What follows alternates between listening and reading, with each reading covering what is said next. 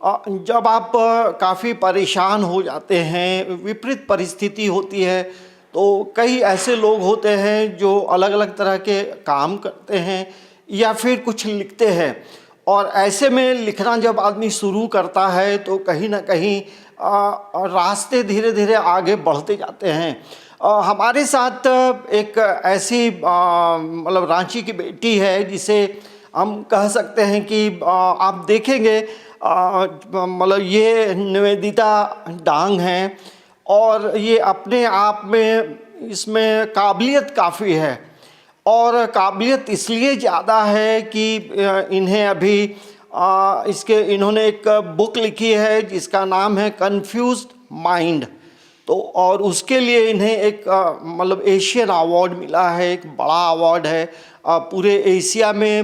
मतलब देखा जाए तो ये एक किताब बुक के सेक्टर में ये एक बड़ा अवार्ड है, और ये झारखंड की पहली आदिवासी राइटर है जिसे ये सम्मान मिला है।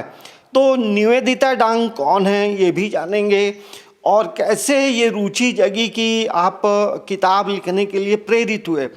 सबसे पहले हम तमाम दर्शकों के तरफ से और समाचार प्लस के तरफ से आपको बधाई देते हैं।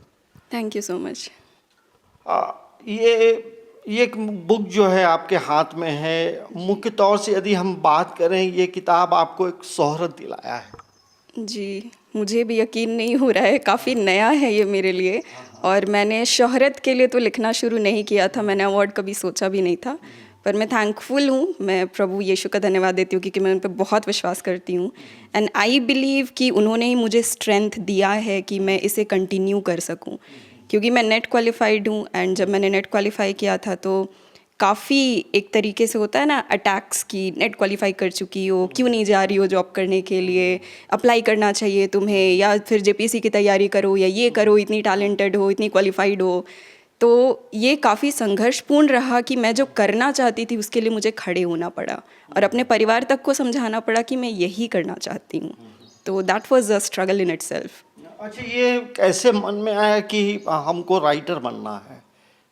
मतलब ये तो मेरा बचपन से शुरू हुआ है। मुझे अपने पापा पे बायोग्राफी लिखनी थी क्योंकि मेरे पापा मेरे हीरो हैं, एंड उनकी जो स्ट्रगल है गांव से यहाँ तक आना, और पैदल 10 किलोमीटर स्कूल जाना, फिर कॉलेज में क्योंकि वो प्रोफेसर रह चुके हैं तो मैंने उनके स्ट्रगल को देखा है, एंड मुझे ऐसा लगता है कि उनकी कहानी लोगों को जाननी चाहिए। मुझे बचपन में भी लगता था, आज भी लगता है, और बचपन से ही मेरी सोच थी कि कभी मैं कुछ बन जाऊंगी, बड़ी हो जाऊंगी, मे बी बुढ़ापे में मैं अपने पापा पे लिखूंगी एक बायोग्राफ़ी।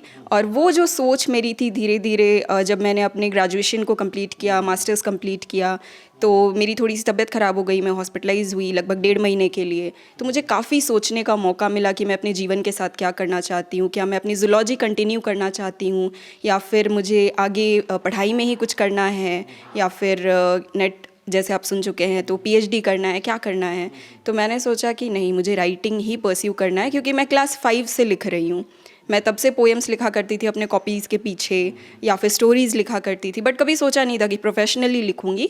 लेकिन अपने उसी हॉस्पिटलाइजेशन के बाद जब मैंने गंभीरता से सोचा कि नहीं, अब थोड़ा सा बड़े हो रहे हैं, अब कुछ करना चाहिए, तो एक लाइफ में क्या करना है एक्चुअली उस पर डिसाइड करना बहुत ज़रूरी है। तभी मैंने ये डिसीजन लिया था, और 2018 में मैंने डिसाइड किया था कि मैं आगे राइटिंग करूँगी, और 21 से मैंने प्रोफेशनली लिखना शुरू किया। अच्छा, ये जो बुक है इसमें हम एकदम संक्षिप्त में जानना चाहेंगे कि क्या बताने का आपने कोशिश किया है अपने राइटिंग के जरिए, और इस किताब को पढ़ने के बाद लोगों को किस तरह से प्रेरणा मिलेगी? जी, ये सबसे पहले तो एक लिटरेरी फिक्शन है, और इसमें श्रेया की कहानी है जो इसकी प्रोटैगनिस्ट है। और श्रेया जो है वो काफ़ी डिप्रेस्ड रहती है, काफ़ी दुखी रहती है, और जैसा उसने सोचा था उसकी ज़िंदगी होगी, एक्चुअली ज़िंदगी वैसी नहीं जा रही है। तो वो काफ़ी शॉक में है कि मैं इन चीज़ों को कैसे हैंडल करूँ। माँ बाबा भाई बहन क्या कहते हैं? अभी तो मतलब सबकी बोलती बंद है क्या बोलूँ, सबकी बोलती बंद है, but they are really happy, and जब आंखों में आंसू भर जाते हैं तो आई थिंक उसके आगे शब्द की ज़रूरत नहीं होती बोलने की। ये पहली आदिवासी मतलब राइटर को इस तरह का सम्मान मिलना कितना फ़ख्र महसूस होता है? बहुत ज़्यादा, क्योंकि जैसे मैंने कहा कि स्ट्रगल्स जो होते हैं कि फैमिली को समझाना कि नहीं मुझे सरकारी नौकरी में नहीं जाना, मुझे यही करना है, तो आई थिंक ट्राइबल समाज में, आदिवासी समाज में महिलाओं को थोड़ा ज़्यादा इन चीज़ों से गुजरना पड़ता है। एक तो कुछ लोगों को आप देखेंगे जो अपनी बेटियों को पढ़ाना तक नहीं चाहते, और कुछ लोगों को आप देखेंगे जो अपनी बेटियों को पढ़ा देते हैं पर वो डिसाइड करते हैं कि मेरी बेटी आगे जाके क्या करेगी और क्या बनेगी। उनको वो फ्रीडम नहीं दिया जाता कि वो जो करना चाहती है उन चीज़ों को वो करें या फिर उसमें आगे बढ़ें। तो लोगों को मौका ही नहीं मिलता है कि उनके अंदर का टैलेंट क्या है ये ढूंढने का, उनके अंदर का गिफ्ट क्या है वो ढूंढने का। तो बहुत अच्छा, ये अवार्ड लेने के लिए आपको दुबई के लिए भी आमंत्रण मिला था? जी मिला था, बट दुबई में जा नहीं पाई, और इसीलिए मैंने कुरियर का ऑप्शन लिया, तो मेरा जो अवार्ड था मेरे घर पे आ गया।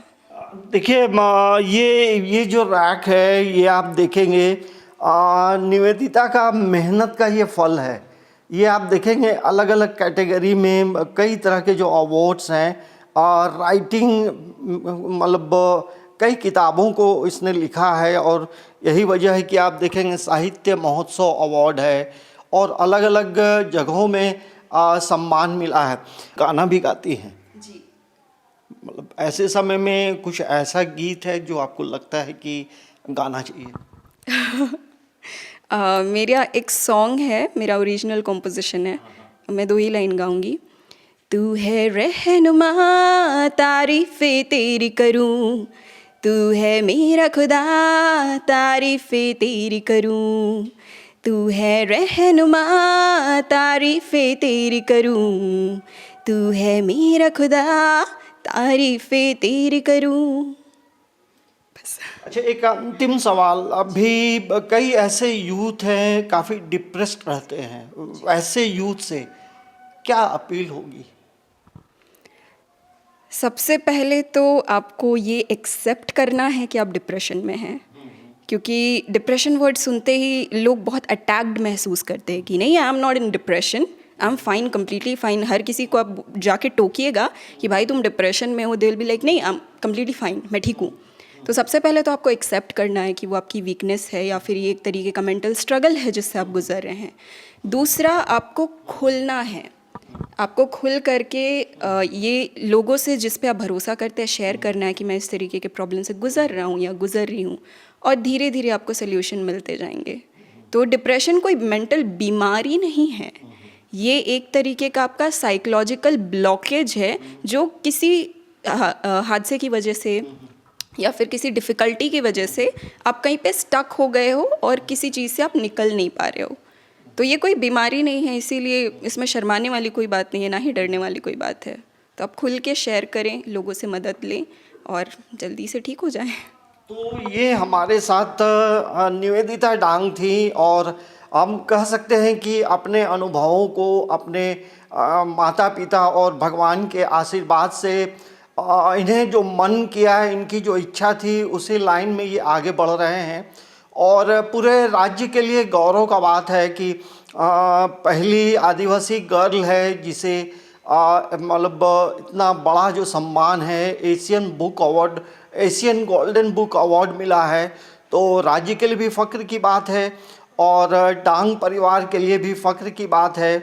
और खुद निवेदिता ने अपनी बातों को बताया कि आपको जो अपने जीवन में करना है वही काम आप करें, तभी आप आगे बढ़ सकते हैं।